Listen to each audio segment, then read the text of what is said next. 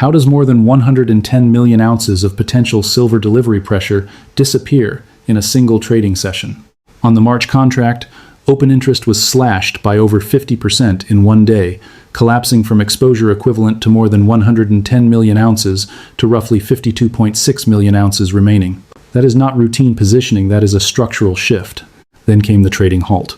During the pause, while retail participants were effectively locked out of the market, 31,828 contracts changed hands.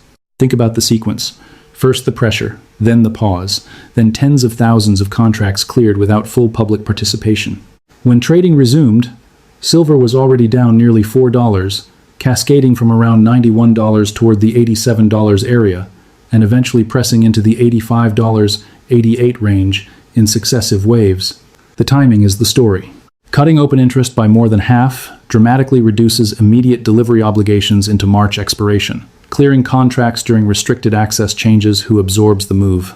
Repricing the market lower weakens speculative longs and resets momentum. Whether you label it intervention or risk management, the effect is the same. Delivery stress was materially reduced in a single session. The numbers are not opinion. The order of events is not speculation. If you want disciplined, data-driven breakdowns of market structure without hype, subscribe to GB Economy and review the figures yourself. In futures markets, survival belongs to those who study positioning, not just price. But price structure tells you whether the flush achieved its objective. After the forced repricing from $91 into the $85-88 zone, silver did something precise. On the hourly chart, price tagged the 150 period EMA almost to the dollar before reacting. That level was not random. The 150 EMA on the 1H timeframe had acted as dynamic support during prior rotations, and when Wednesday's sell-off extended into roughly $85, buyers stepped in exactly at that confluence. More importantly, price briefly purged Tuesday's 9 a.m. low, swept liquidity below it, and then closed the hourly candle back above that prior swing point. That sequence defines a classic swing failure pattern. Take the low, trigger stops, reclaim the level, close higher. The market did not need a prediction. It printed a reaction. From that $85 area, silver rotated back toward $88, confirming that the breakdown lacked continuation at that key technical zone. This is the distinction between guessing direction and reading tape. Tape reading is not forecasting $100 silver or calling all-time highs. It is identifying where liquidity sits, observing when it is taken, and measuring whether price accepts or rejects those levels. The 150 EMA provided structure. The liquidity sweep provided context. The reclaim provided confirmation. When you consistently track reactions at defined levels across futures, forex, crypto, or metals, patterns begin to repeat with mechanical regularity. Not prophecy, not bias, just structured observation of how price behaves under stress. And this is where technical reaction meets structural reality. While price was flushing into the 150 EMA and printing a swing failure on the hourly chart, physical silver was quietly moving. During the same session that featured the trading halt, COMEX vault data showed approximately 1.3 million ounces withdrawn. Metal left the vault, while paper contracts were being repriced. Over the last 30 days, total inventory declined by roughly 54.5 million ounces, a drawdown of about 13% in a single month. That is not background noise, that is measurable contraction. Registered silver now stands near 86.13 million ounces. Open interest across the active month sits materially higher when converted into ounce exposure. The coverage ratio, calculated as registered inventory divided by open interest obligations, is hovering around 0.6. In practical terms, registered metal covers only about 60% of 1 month's open interest. Push the math further, and the ratio of registered ounces to total paper claims compresses toward levels that force attention. The structure works smoothly when most participants cash settle or roll forward. It becomes fragile when confidence in conversion weakens. This is the core distinction. Paper supply can expand with a keystroke. Physical supply requires extraction, refining, transport, and vaulting. You can accelerate price discovery through leverage. You cannot accelerate mine output overnight. When 1.3 million ounces exit during a halt, and 5 million disappear in 30 days, the divergence between derivatives and metal tightens. Price may oscillate, headlines may spin, but inventory flows are binary. Ounces either sit in the vault or they do not. Paper can be managed. Physical balances must reconcile. If inventory stress defines the structure, price divergence defines the geography. While Western spot silver traded in the $88 range, Shanghai quotations continued to reflect roughly a $9 premium, with local spot near $97 and futures pressing toward $100. A temporary arbitrage gap can appear for hours or days. A persistent premium of that magnitude signals something deeper. Regional demand absorbing supply faster than cross-border flows can neutralize it. When physical tightness coincides with sustained Eastern premiums, the conversation shifts from volatility to price discovery. India has now added a second structural layer. Regulators overseeing approximately $385 billion in actively managed equity mutual funds have authorized allocations of up to 35% into gold and silver instruments. That is not marginal retail demand. That is institutional capital receiving formal permission to rotate into hard assets at scale. More importantly, effective April 1, Indian authorities directed mutual funds to value physical gold and silver holdings using domestic exchange spot prices rather than London Bullion Market Association benchmarks.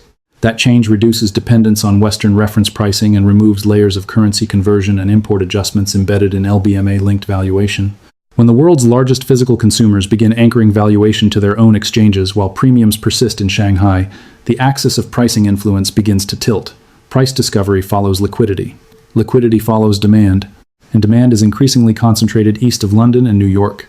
Paper benchmarks may still set headlines, but structural flows suggest the gravitational center of precious metals pricing is gradually migrating toward Asia. And if you think this concentration dynamic is unique to metals, look at what surfaced in the Jane Street and Terraform litigation. Court filings tied to the May 2022 collapse of Terra USD describe a sequence that should sound familiar. Selective information flow, rapid liquidity withdrawal, and retail left absorbing the damage. On the 7th of May 2022, Terraform quietly removed roughly $150 million in liquidity from Curve's 3 pool. Within minutes, a Jane Street-linked wallet reportedly withdrew about $85 million from the same pool. Hours later, the peg destabilized. Within 6 days, nearly $40 billion in market value across UST and Luna had evaporated. The allegation is not simply trading skill, it is information asymmetry knowing stress points before the broader market does. The pattern matters. Concentrated institutional players, deep balance sheets, access to flow data or counterparties, liquidity pulled when conditions tighten, retail participants reacting after the fact. In crypto, the unwind was visible on-chain. In futures markets, positioning shifts through open interest, spreads, and delivery mechanics. Different asset class, similar structure. When markets are dominated by a handful of sophisticated firms, stress events tend to magnify asymmetry. Those closest to the plumbing adjust first. Those furthest from it pay the spread. None of this guarantees an immediate upside resolution. Structural tension does not eliminate tactical countermeasures.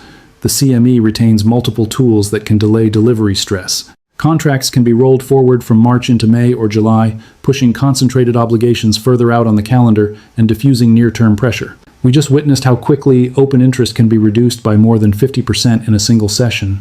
That mechanism does not disappear at the next delivery window.